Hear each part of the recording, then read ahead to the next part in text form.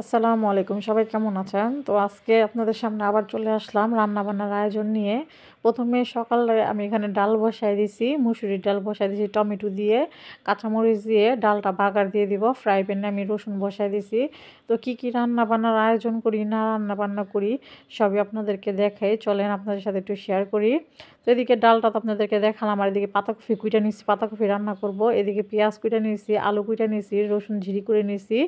আর আলুটা কী দিয়ে রান্না করবে, এদিকে ঘিমার শাক নিছি, ঘিমার শাক ভাজি করব আলু দিয়ে। তো আর এদিকে মুরগি নিছি, মুরগিটা ভুনা করব। আর এদিকে মুরগির পা পাখনা গিলা কলিজা চামড়া টামড়া সব নিছি। তো ডালটা বাগার দেওয়া শেষে আমি এদিকে আবার পেঁয়াজ রসুন কাঁচামরিচ ভাজা করে নিতেছি তেলে। এখানে আমি করব, ঘিমার শাক রান্না করব, ভাজি করব। আর প্রথমে তো আমি এখানে আলু দিয়ে দিচ্ছি, আলুটাকে ভালো করে ভাইজা নেব। ভাজা শেষে আমি তারপরে ঘিমার শাকটি দিব। জানি না আপনারা কেউ ঘিমার শাক এর আগে খাইছেন কিনা। তো আমার কাছে তো ঘিমার শাক খুবই ভালো লাগে, হালকা একটু মানে করলার মতো তিতা তিতা, তো তাই আলুটা দিলে খেতে বেশি ভালো লাগে, এটার গ্রানটা অনেক ভালো। তো এই যে ঘিমা শাকগুলো এখানে আমি আমাদের ক্ষেতের থেকে নিয়ে আসছি। তো টাটকা ঘিমা শাক মানে অল্প হয়ে যাবে, এটা সিদ্ধ হওয়ার পরে একটুখানি হয়ে যাবে, প্রায় কমে যাবে। তো একটু নাড়াচাড়া দিয়ে নিতেছি, হালকা একটু লবণ দিয়ে দিছি, আর কোনো কিছুই আমি এখানে দেই নাই।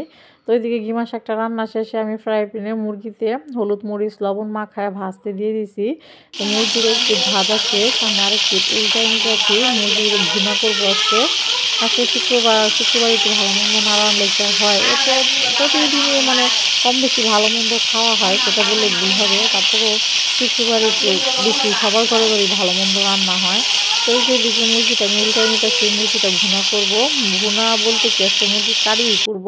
তো এখানে আবার কড়াইতে আমি পেঁয়াজ তারপরে কাঁচামরিচ তেজপাতা গরম মশলা সব নিয়ে ভাজতেছি।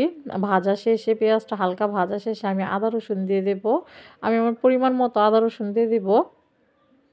আর এখন আদা রসুনটা দেওয়া শেষে আবার আদা রসুনটা একটু হালকা করে ভাইজা নেব।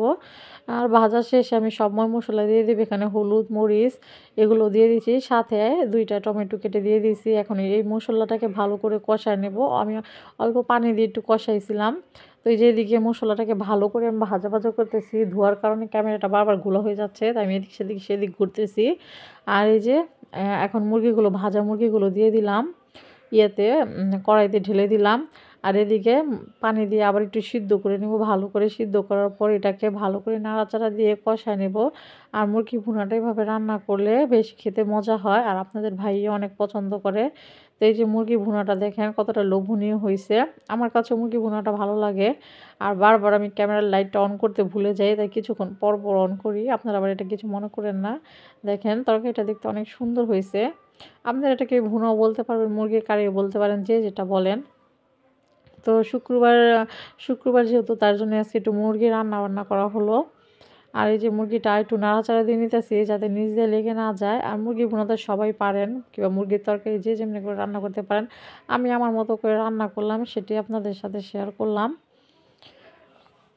এই যে মুরগি রান্নাটা প্রায় শেষ, রান্নাটা শেষ হয়ে আসলে আমি এখানে দিয়ে দেবো, টেলে নেওয়া জিরা গুঁড়া পাউডারটা দিয়ে দেবো। এখন নামায় নেব, তেল উঠে গেছে তরকারি থেকে।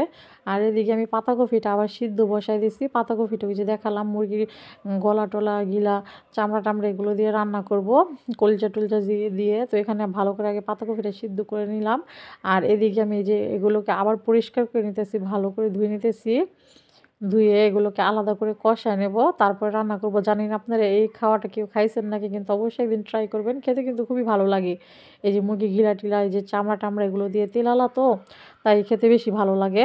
তো এখানে আমি এই যে হলুদ মরিচ তারপরে আদা রসুন গরম মশলা তেজপাতা কাঁচামরিচ লবণ পেঁয়াজ তেল এগুলো দিয়ে সব একসাথে ভালো করে মশলাটাকে কষায়, তারপরে যে মুরগির এগুলো সব দিয়ে দিছি। দেওয়ার পর এখানে যে পাতাকপিটা সিদ্ধ করে রাখছিলাম, এখানে এই যে পাতাকপিটাও দিয়ে দিছি, এই যে সব মাংসের মুরগির গলা টলার সাথে। তো এটাতে আবার পানি উঠে গেছে, এটা যে পর্যন্ত পানিটা না শুকাবে ভাজা ভাজা না হবে সে পর্যন্ত এটা নামাবো না। এটা ভাজা ভাজা হলে খেতে গরম ভাত দিয়ে রুটি পরোটা দিয়ে ভালো লাগবে বেশি। এই যে আর এটা হালকা দেখা গেছে, আমি এখানে মরিচের পরিমাণটা কম দিছি, এখানে আমি কাঁচা মরিচ দিছি বেশি, কারণ মরিচ বেশি দিলে গলা জ্বলবে, এটা বেশি মরিচ খায় না। আপনারা যদি কেউ পাতাকপি দিয়ে এভাবে মুরগির গলা টলা এগুলো খেয়ে থাকেন অবশ্যই আমাকে কমেন্টস করে জানাবেন, আমার কাছে তো খুবই ভালো লাগে। এটা অবশ্য খেতেও মজা, যারা খান নাই তারা অবশ্যই একদিন ট্রাই করবেন।